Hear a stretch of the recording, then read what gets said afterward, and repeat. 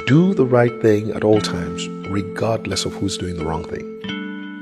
You know, one evening, on a Sunday evening, I was driving down the streets of Lagos and I approached a traffic light. There wasn't much traffic going on that day. In fact, there really was no other car crossing past the light. And so I stopped at the right light because it was a red light.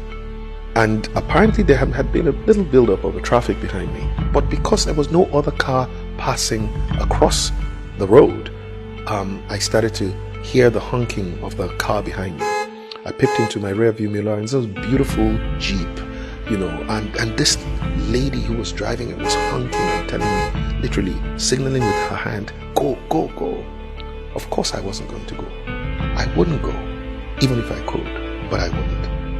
And finally, when the light turned green and we turned onto another major intersection, this lady drove up behind me and she started to frantically, as she wound down her glass, said to me in a language that I understand, Yoruba, "Uriya we, Uriya we." And she was just saying to me, "You are mad, you are crazy," for essentially stopping at a red light. What the lady didn't realize is that I am a commissioned officer of the Nigerian police force. And literally, it's unlikely that anybody would have arrested me as a policeman simply because maybe I went past the light. But I would not go past that red light, not because I'm scared of being arrested, but for the very simple reason that, number one, I fear God. Number two, I love Nigeria and I love the people of this nation. Number three, this is the most important one, I do have a respect for the law. That respect for the law is a respect that I have chosen to give the law because of my values. You see, the other thing that the lady did not realize was that as she was winding down her glass to tell me how crazy I was, she had wound down the glass, the rear glass, and two little beautiful girls were peeping their head out of this beautiful Jeep, looking at this man who their mom had just told was a madman for stopping at a red light.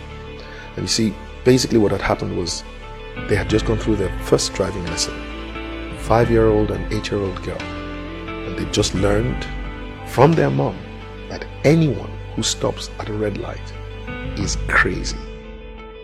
This is essentially how we have confused a generation.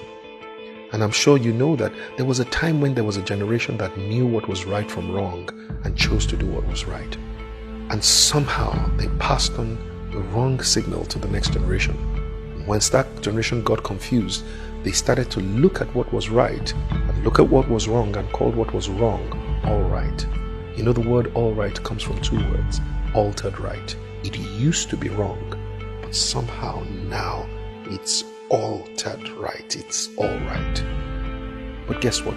We have now come to another generation, and I think they are the most confused. This is the generation that begins to think that what is wrong is right and what is right is wrong. And so we have to go to a place where we restore not only our values, but we put it back, the right values, into the consciousness of our people. And the only way we can do so is each of us, especially you and I, choosing to be the ABCD of our values. In other words, first we have to be the advocates of our values. We have to be the proponents of these values. We have to go out and literally on behalf of the values tell people what we stand for. My great mentor, Dr. Christopher Collade, said, it's not enough for you to stand for what is right. You must let people know what you stand for. But then, apart from being an advocate, we have to become believers and behavers of our values. In other words, don't just say what you believe, behave in accordance with your beliefs. And then there is C, be a champion for your values. Choose to make and convince other people what it is that you stand for. And the last one, be a defender for your values. You know, you have to defend your values. Every time your values are violated, stand up for your values.